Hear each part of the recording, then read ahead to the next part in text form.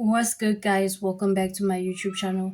Today I'm back again with another reaction video for you guys. So I'll be reacting to Into the Deep True Crime, the Covina family massacre, most twisted case true crime documentary. So I'm very excited to be reacting to this video and see what it's about, guys. So for those of you guys who are new to this channel, please don't forget to subscribe, like, comment, and click on that notification bell, guys, if you love watching this video, if you love going through my content. For those of you guys who are coming back to watch this video with me, welcome, and I hope that you enjoy this reaction. So let's jump right onto this video.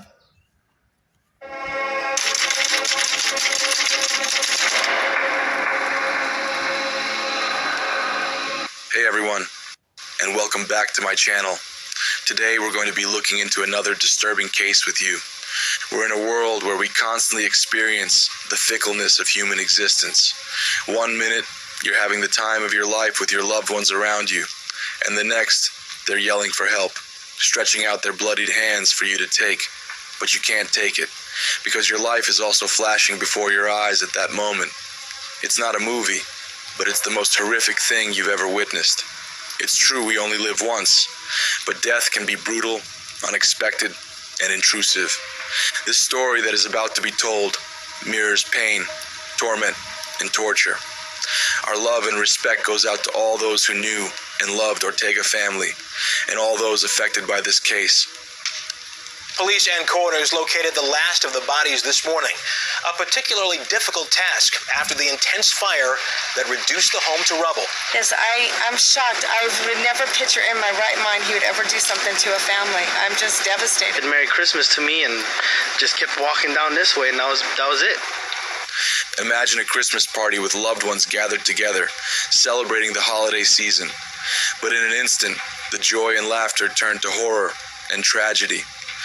On December 24th, 2008, the Covina Massacre shook the small town of Covina, California, leaving 9 people dead and a community in shock. Gunshots rang out, and a devastating arson fire filled the home, trapping victims inside. The party turned into a horrible dream. Many people got hurt, and many questions were left unanswered. It was a very sad and scary moment. But what led to this unspeakable act of violence? The Covina Massacre remains a haunting reminder that even in the most joyful times, darkness can strike without warning. The Ortega family was having a great time together in their Covina home on Christmas Eve. In the dining room, Papa Joe Ortega, his wife of 53 years, and their children were playing a late-night game of Texas Hold'em.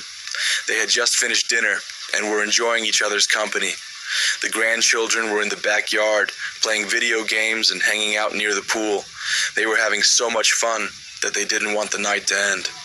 Meanwhile, upstairs, the Ortega's 17-year-old grandson, Michael, was sitting at his computer, typing away. It was a peaceful and happy moment, with everyone doing something they enjoyed. But little did they know, this peaceful night was about to turn into a horror movie. Suddenly, there was a knock at the front door. The 8-year-old girl was so excited, she squealed with delight. "Santa Claus! Santa Claus!" A man dressed as Santa Claus walked in, pulled out a gun and shot the little girl right in the face. 2 of her uncles tried to protect her, but they were also shot and fell to the ground. The rest of the family, including the Ortegas and 3 of their daughters, tried to hide under the dining table. But it was too late. The gunman, who was the ex-husband of one of the daughters, was unstoppable. The fire started by a flamethrower device was incredibly intense, causing a massive explosion that sent flames shooting up into the air. The flames were as high as 40 to 50 feet, which is as tall as a 5-story building.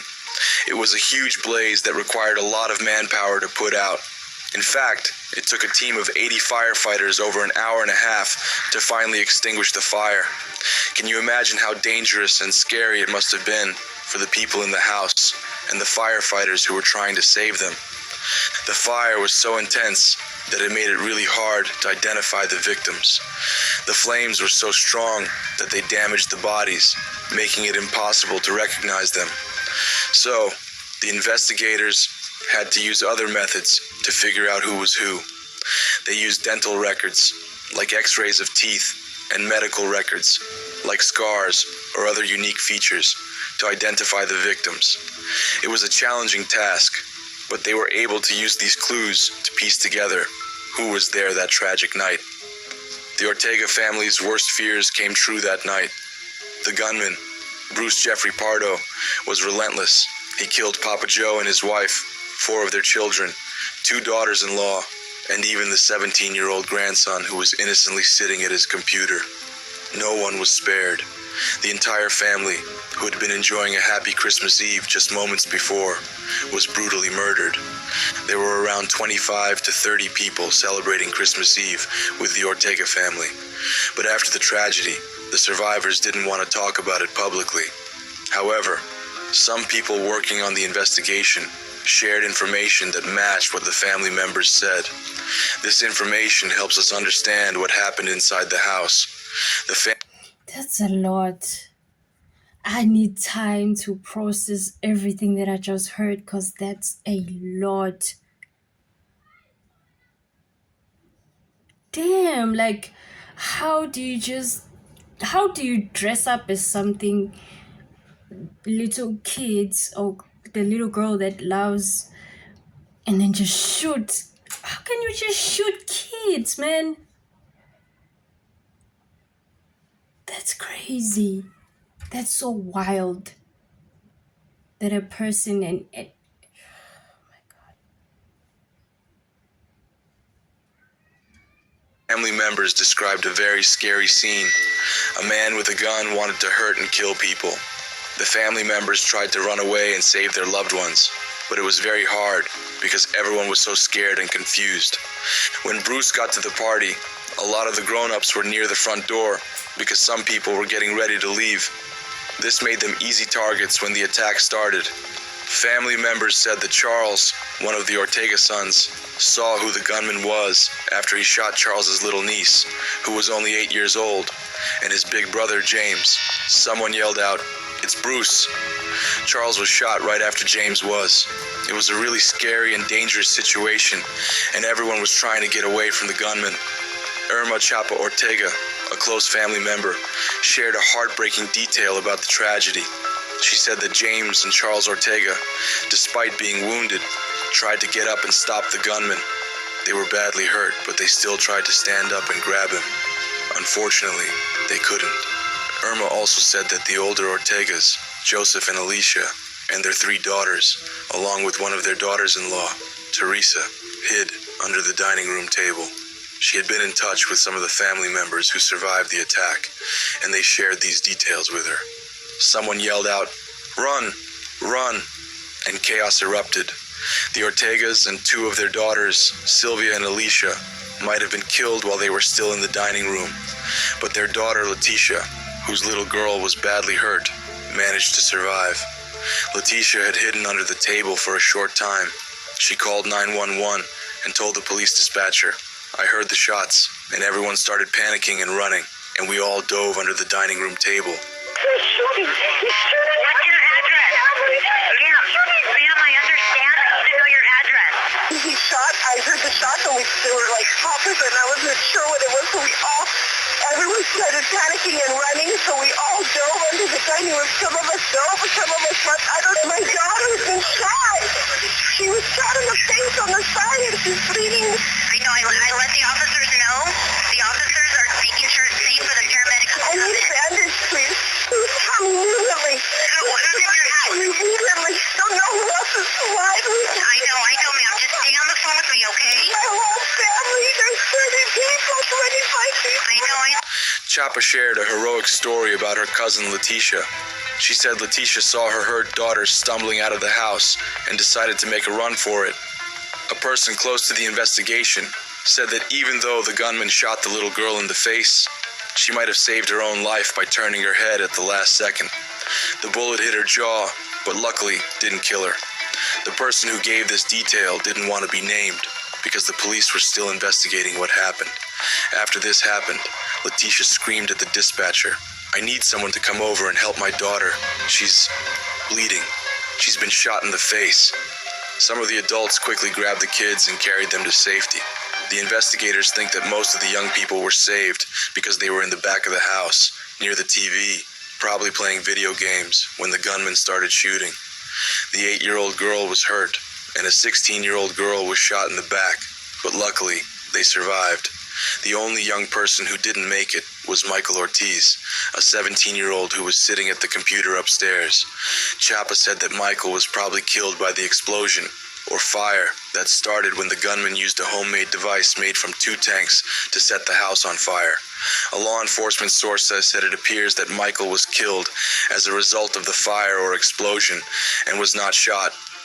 It's a tragedy that a young life was lost in such a senseless act of violence. Michael's mother, Alicia, was also killed. But why did the murderer commit such a brutal act of violence? Why? Bruce, a 45-year-old man, was very angry about his marriage ending. He and his wife had just gotten divorced, and he was consumed by hurt and anger. Instead of dealing with his emotions in a... Wait, what?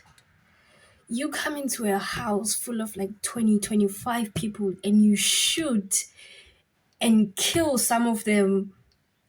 I'm glad that there were survivors in this incident, because there would have been way worse. I mean, it's still worse, but damn, the fact that the 17-year-old died because of the fire, not because he was shot, that's so sad, man. This guy is killing and shooting people and setting the house on fire just because he's hurt and he got divorced. His marriage was... What? What? That does not make any sense to me. Is this the first time he's ever been left in a relationship? That's crazy. That's just crazy. That's insane. I mean, there are a lot of people who get divorced and their marriages don't work out, but you don't see them killing people. You don't see them burning down houses and doing all kinds of crazy things. Sheesh. healthy way, he decided to take revenge on her and her family. He chose a tragic and devastating way to do it, by attacking them at their annual Christmas party in Covina, California. A team of FBI experts studied Bruce's behavior and found that he had some mental health issues, including extreme narcissism and obsessive-compulsive disorder. Although it's no excuse or justification, these conditions likely contributed to his decision to commit such a horrific act. It's heartbreaking that a family's joyous celebration turned into a tragedy because of one person's anger and sickness. Bruce had a plan to escape after his attack on the Ortega family. He'd even bought a plane ticket to Illinois. It's funny how someone who commits such crimes, there's always like, oh, he had mental health problems. He had this and that. No. The dude was just crazy. And he made a decision because what the heck? No. Thinking he could just leave the chaos behind and start fresh. But his plan didn't work out as he expected. When he set the house on fire, he badly burned himself. He suffered second and third degree burns on his arms, which are very painful and serious injuries. So instead of escaping, he was left with severe burns. It's amazing how his plan backfired and led to his own suffering. After his failed attempt at escape, Bruce drove 40 miles to his brother's house in Sylmar. He went there to end his own life. Lieutenant Fred Corral from the Los Angeles County Coroner's Office shared that Bruce had a wound on the top of his head, which suggests that he put the gun in his mouth before pulling the trigger. A toxicology test had to be taken on Bruce, and it was said to have taken up to 6 weeks to get the result. This test would show if Bruce had any drugs or alcohol in his system at the time of his death. When the police searched Bruce's body, they found something strange. He had wrapped $17,000 in cash around his legs with plastic wrap and was wearing a special underwear called a girdle to keep it in place. They also found his rental car parked a block away from his brother's house. But when they tried to move the car, they realized it was rigged with a dangerous device that would explode if they touched it. The police had to be very careful. Inside his brother's house, they found 4 empty handguns and a lot of bullets, over 200 rounds. They also found some leftover pieces from his Santa suit that were rigged to explode. Back at Bruce's own house in Montrose, California, the police found even more dangerous things. They found empty boxes that had held semi-automatic handguns, a special kind of shotgun called a Benelli M2 Tactical, and a container for a type of gasoline that was highly flammable. But what was most shocking was what they called a virtual bomb factory in his home. It was like a secret workshop where he had been making dangerous devices. It's lucky the police were able to find all of this before anyone else got hurt. On the outside, Bruce Pardo seemed like a really charming and generous person. You know, when I first heard it, I knew he was wearing a Santa suit, and I knew who he was because I had seen him, but more than one time. So, but I didn't think anything of it until they were saying that he used the Santa suit, and he put stuff in the Santa suit, like guns and whatever he used. And then it kind of freaked me out, thinking that maybe he had already planned this for a long time. And like I say, he stopped here, he ushered it at the church across the street, he stopped here a couple of times and knocked on the door and said, "Hi, how are you? How's your dog?" And "Mine's fine," you know, and da-da-da, and, you know, just a nice guy. But on the inside, he was hiding some serious problems. His marriage was falling apart, and it was causing him a lot of pain. But he didn't show any of this to the people around him. Even the people who knew him best had no idea what was going on behind closed doors. They didn't know that long before his divorce was finalized, Bruce had started secretly collecting weapons and planning an elaborate escape plan. He was living a double life, and no one suspected a thing. In 2004, Bruce Pardo met Sylvia Orza. They were introduced by her brother-in-law, who worked with Bruce at the Jet Propulsion Laboratory. Sylvia was 40 years old and had 3 kids from 2 previous marriages. Bruce's friends thought she was perfect for him, a kind and practical woman with a big family. They thought she could help him settle down and be happy. And for a while, it seemed like they were right. Bruce and Sylvia got married and started a new life together. At first, Pardo was drawn to his wife's warm and welcoming family. But after the first year of their marriage, she told friends, he had become cold, miserable, and distant. They often argued about money. In March 2008, Bruce and Sylvia decided to separate.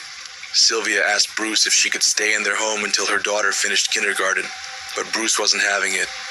While Sylvia was out at a family gathering, Bruce packed up all her stuff and left it on the driveway. Sylvia was devastated. She had to move in with her sister in Glensdale and eventually filed for divorce. Bruce went to Gun World in Burbank on June 13th and bought a handgun for almost $1,000 cash. He got fired on July 31st for fraud and tried to get unemployment benefits, but couldn't get them. He went back to Gun World on August 8th and bought another handgun. I feel like Bruce knew exactly what he was doing. He knew exactly what he was doing because he went and he got guns and all of these devices. For what? If he did not know what he was doing, he knew exactly what he was doing. He planned this. It's crazy that you would want to kill someone you claim that you love.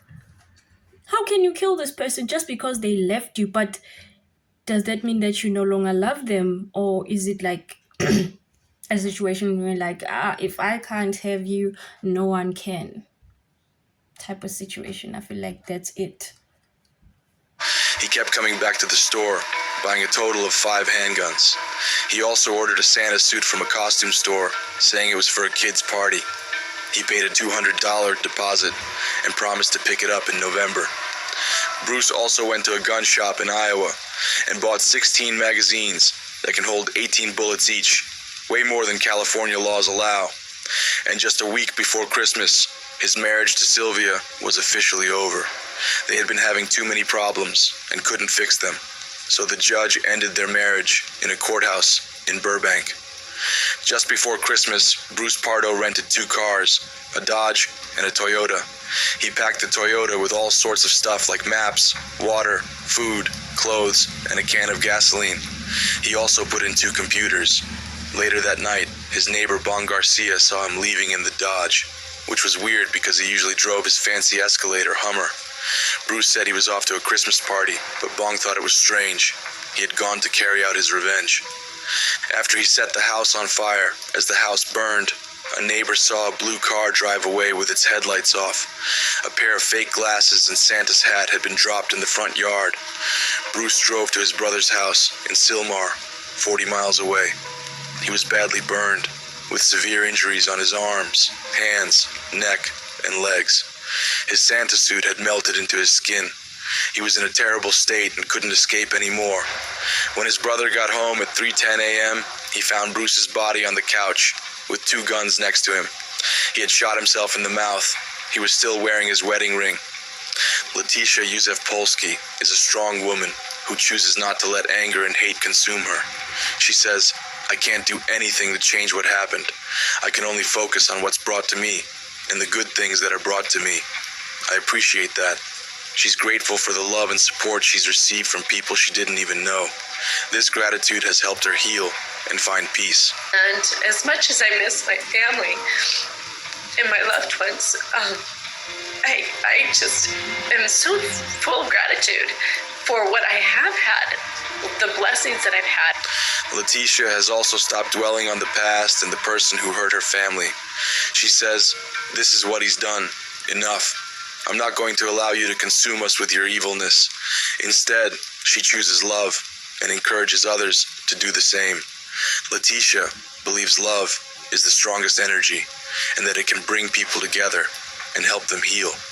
She also thinks it's important to teach our children about love and kindness so they can grow up to be good examples for others. She says, "Our kids are our future, and we have to be an example for them. If we teach them that it's okay to hate, it's okay to be violent, and make them feel less than, then what hope do we have?" During a school walkout, Katrina Józef-Polski read Florida 1 month ago.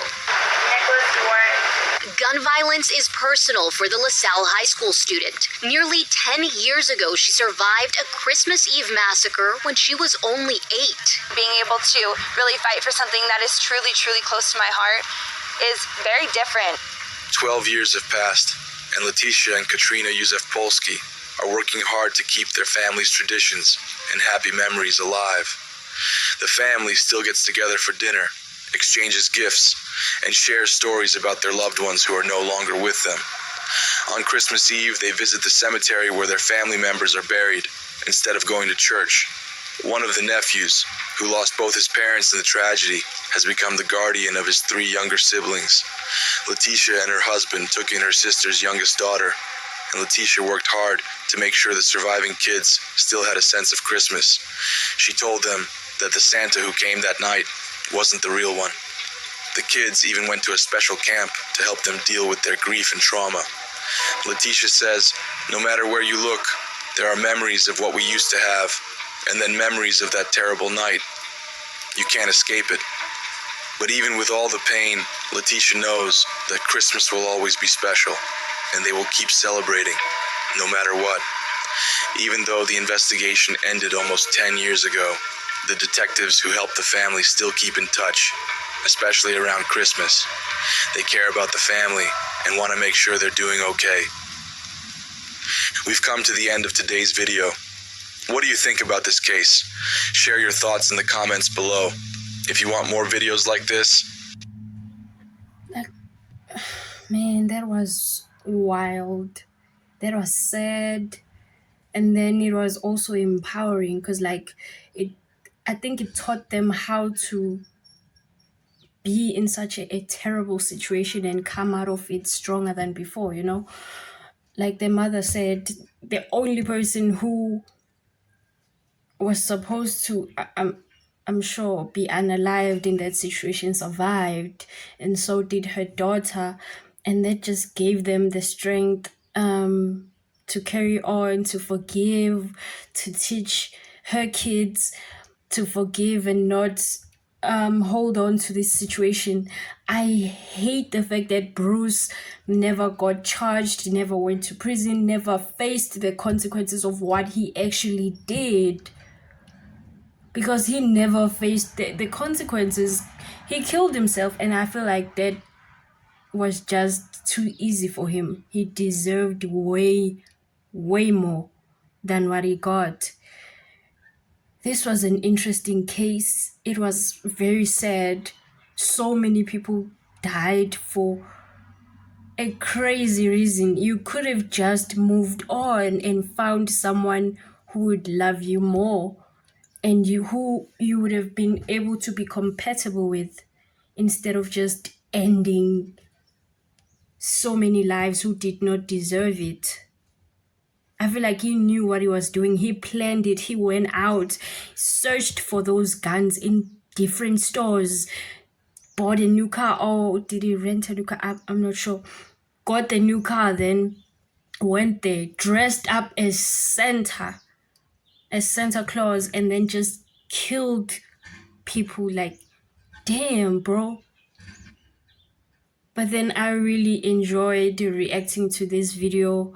So for those of you guys who are new to this channel, please subscribe, like, comment, and click on that notification bell, guys. I would really appreciate it.